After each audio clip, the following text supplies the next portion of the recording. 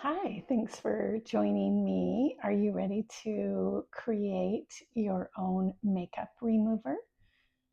Welcome to this new slow life. My newly retired city girl. We're in my studio today.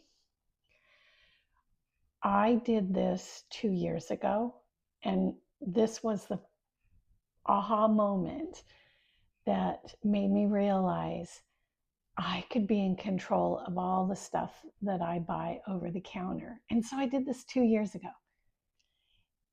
and wanted to go deeper, but I was knee deep running my company. Well, the company sold.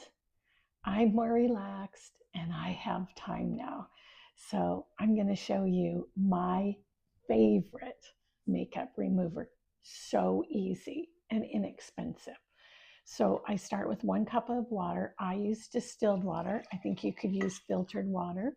That would be totally fine. I have almond oil. I think it's referred to as a binder.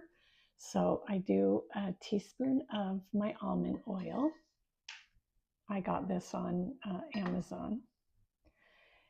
And then 2 teaspoons of Castile soap.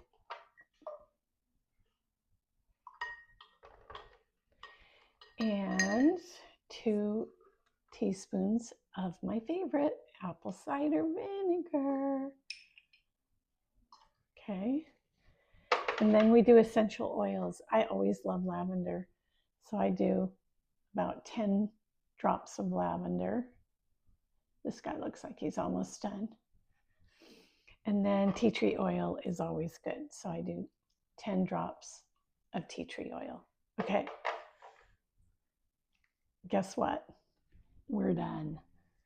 That's how cool this is. Where's my lid? Okay. So there's 2 things you can do now. You're going to love this. It's like it moisturizes at the same time it removes your makeup. And also, you know those makeup wipes that you put in the landfill? No, this ends that. Okay, so speaking of landfill, when I first did this, what you do is you take your stack of cotton balls and you put them in here and you just shove it in all the way to the top.